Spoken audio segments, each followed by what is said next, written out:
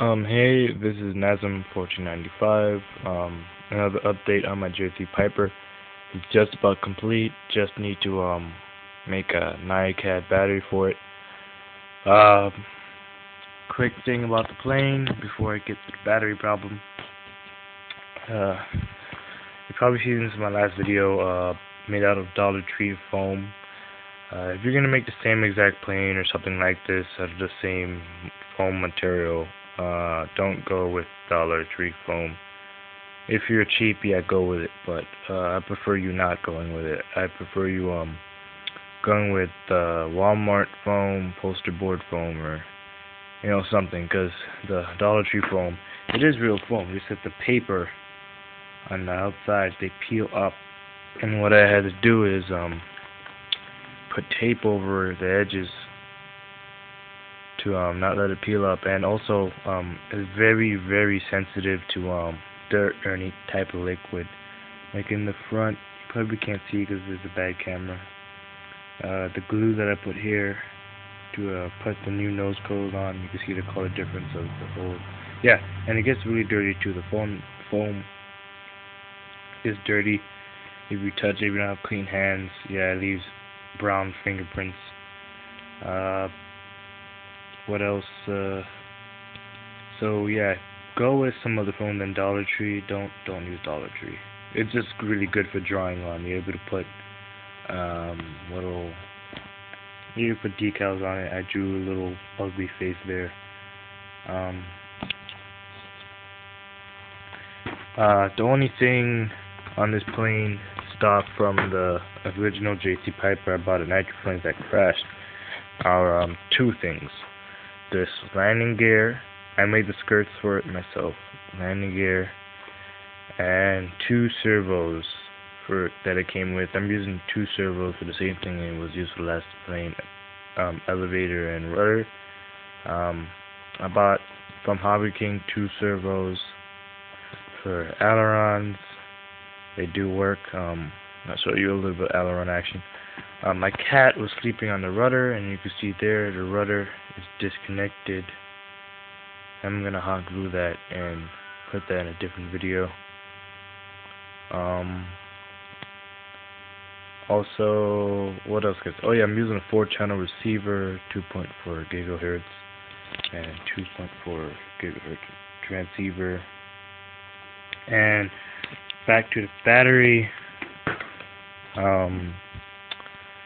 Yeah, that's a 6-volt nicad battery from some RC car I had a long time ago when I was a kid.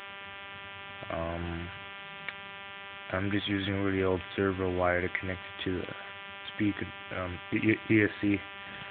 Yeah, about the motor and ESC. The motor is 29 millimeters across, and I think like with the motor mount and everything on it, probably like 90 millimeters across.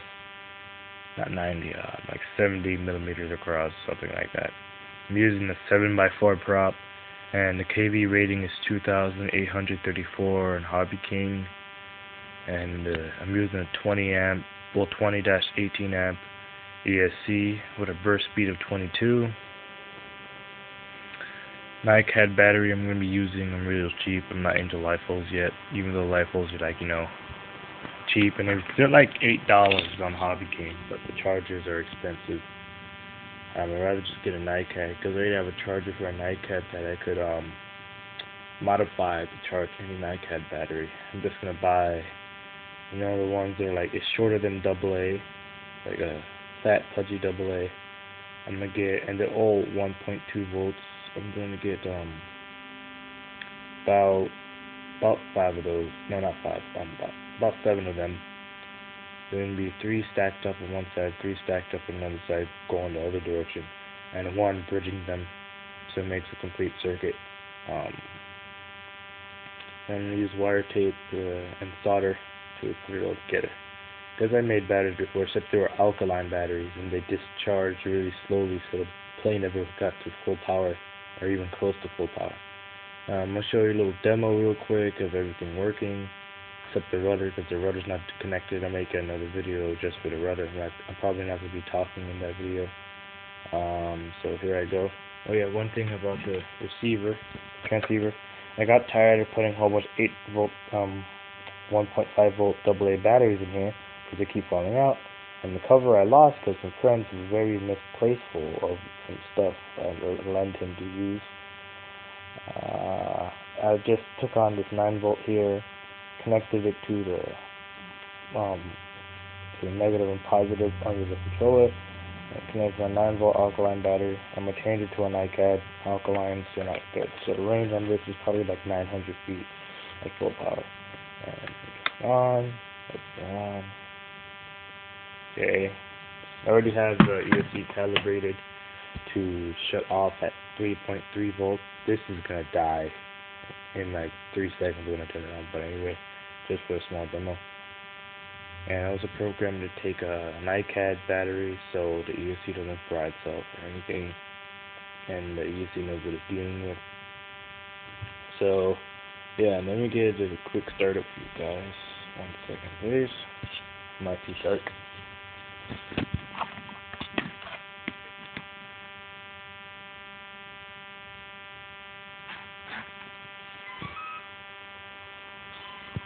Alright, I have it on, and I'm going to show you the ailerons.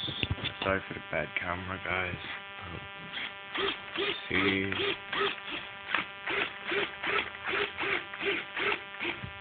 Back view. Sorry about the wire dangling. That's my headphones from this phone. My mic on my phone's not good, so I'm using my headphones mic. So yeah. There you go. Elevator action. Full elevator action. That's down. All the way up. Side view.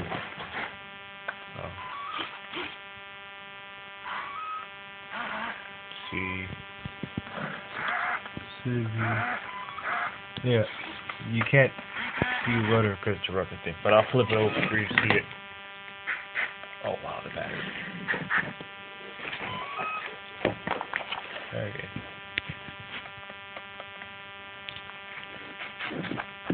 Wow. Okay, here's rudder. Yeah, that's rudder for you. I'll glue it and stick screws through the other end to keep it still. Oh yeah, if you want to see a little bit of throttle action, probably won't do anything because the battery's dead. But little throttle action for you guys. So I'm gonna try make it spin at least one rotation. There you go. That's all you get. Battery's ticking because the battery's dead. So there it goes. That's all you get. Cuts off at 3.6 volts, and this thing apparently is at 3.4 or something. See, that's all you get.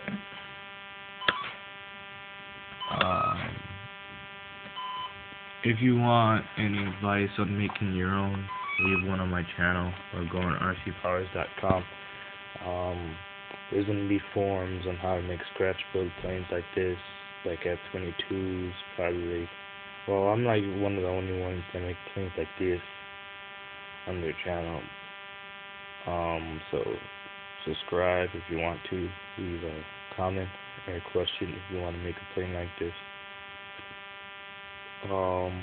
Quick spec again.